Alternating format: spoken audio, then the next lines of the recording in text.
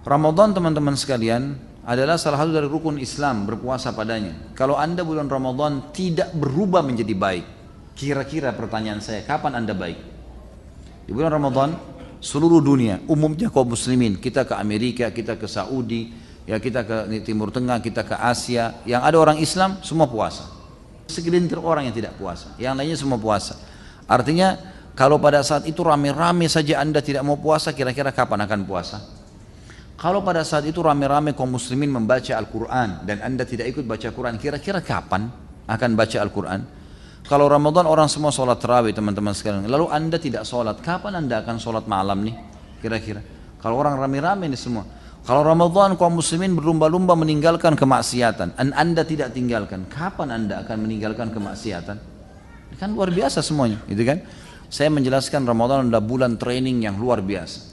Kalau ada lembaga training teman-teman sekalian, dan training itu orang rame-rame mendaftar karena alasan trainernya bagus, juga mungkin staff-staffnya bagus. Diharapkan kita mendaftar di situ ikut training dan kita output nanti keluar dari situ juga menjadi bagus, gitu kan? Orang bayar banyak, sampai 5 juta, sampai 10 juta hanya untuk meningkatkan satu skill saja. Ramadan teman-teman lembaga training terbesar di dunia. Trainernya Allah langsung. Kemudian stafnya semua para malaikat. Ini luar biasa, gitu kan? Tidak ada lembaga training begini. Dan fadilah yang didapatkan sangat besar. Nggak bisa digambarkan lagi fadilahnya. Pengampunan dosa, peninggian derajat, lebih baik daripada 1000 bulan, dan terlalu banyak. Bulan Ramadan teman-teman sekalian pada saat datang, seringkali syaitan menanamkan kepada kita hal-hal yang konyol, yang harus kita lawan. Karena di bulan Ramadan mereka terbelenggu.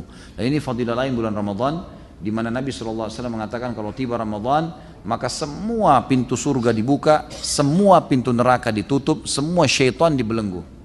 Apa maksudnya pintu surga dibuka teman-teman sekalian? Kalaupun misalnya dibuka, apa manfaatnya buat kita sekarang? Kita belum bisa masuk ke dalamnya. Dan ada malah hadis Bukhari menjelaskan, pintu surga akan dibuka nanti di akhirat pertama kali untuk Nabi Muhammad SAW. Lalu apa maksudnya di sini dibuka?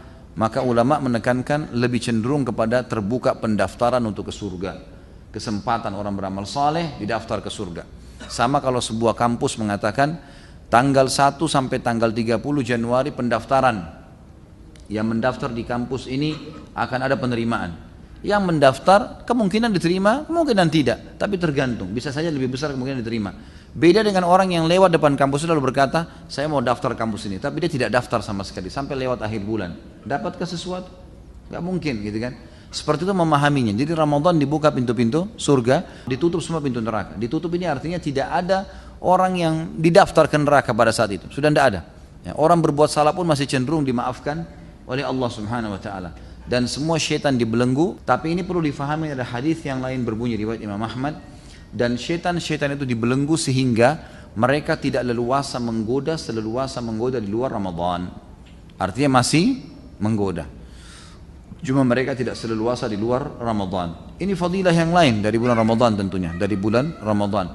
Bulan Ramadan teman-teman sekalian, sebelum tiba Ramadan karena syaitan akan dibelenggu, mereka menanamkan persepsi-persepsi negatif yang harus kita tepis. Misal, perasaan merasa berat karena menghadapi Ramadan. Puasa 1 bulan, nanti berat, nanti puasa, saya bisa atau enggak. A'udzu billahi minasyaitonir rajim.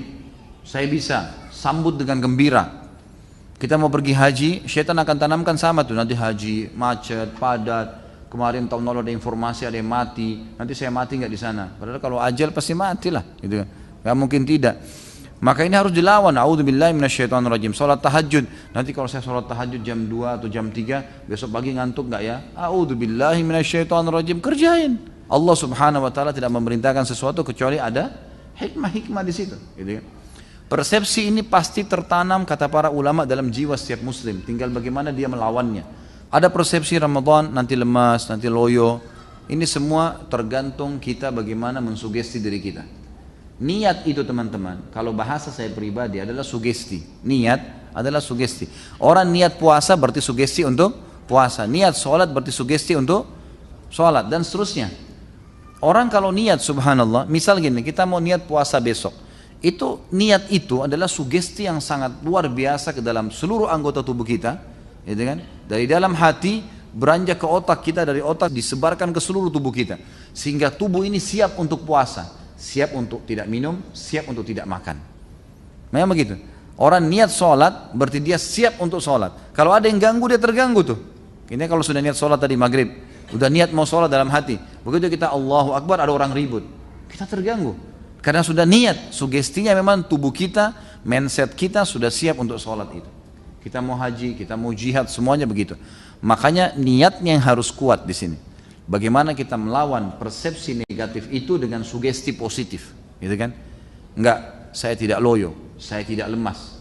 Kalau orang makan sahur, kemudian syaitan atau ada bisikan dalam hatinya, karena syaitan masih menggoda ya. Ini kalau Ramadan ada orang tergoda dengan syaitan, luar biasa lemahnya imannya. Karena syaitan dibelenggu. Bagaimana kalau di luar Ramadan, gitu kan?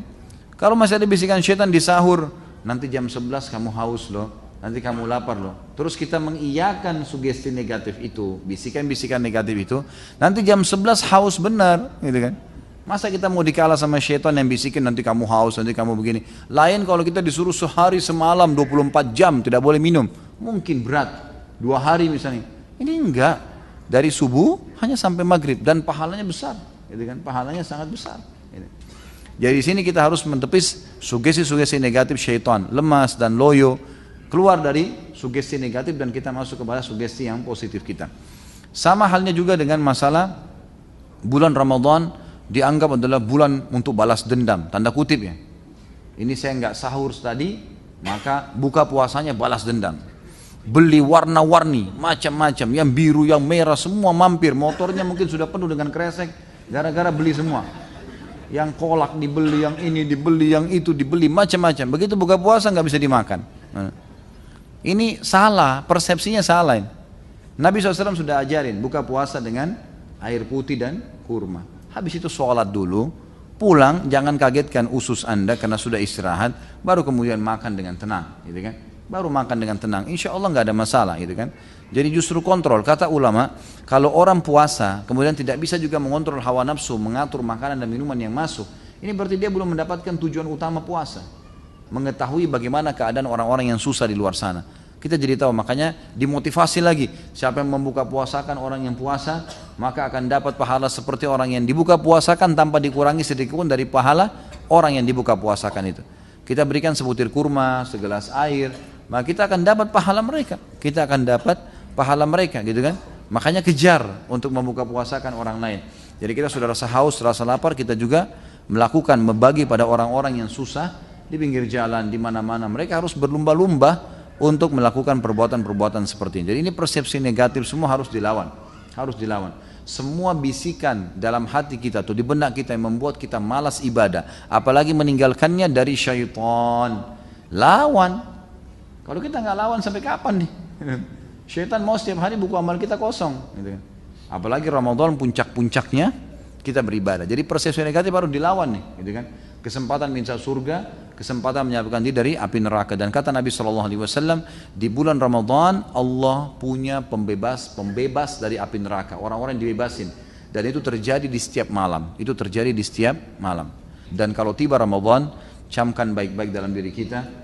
Allahu alam, apakah Ramadan ini Ramadan masih ya terakhir atau kita masih dapat Ramadan akan datang? Kita nggak pernah tahu. Bagaimana dengan orang yang lalai-lalai itu? Subhanallah, saya kadang-kadang semoga Allah kasih hidayah. Merasa sedih kalau melihat ada saudara-saudara kita muslim naik mobil angkot, ya Ramadan sudah pendapatannya kecil, terus tidak puasa lagi. Ini kira-kira luar biasa, rugi dunia, rugi akhirat. Berapa yang dia kejar itu?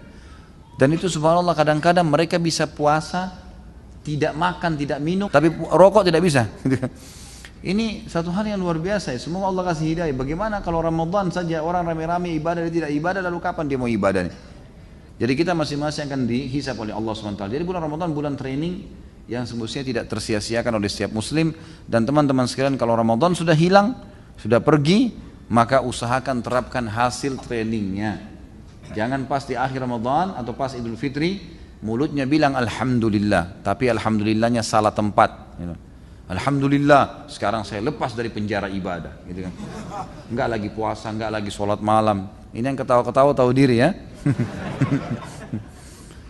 Jadi saya tidak puasa, saya tidak sholat malam lagi, tidak ada lagi. Jadi Alhamdulillah seperti ini, Alhamdulillah tidak tarawih lagi, Alhamdulillah tidak baca Quran lagi, Alhamdulillah tidak ke masjid lagi.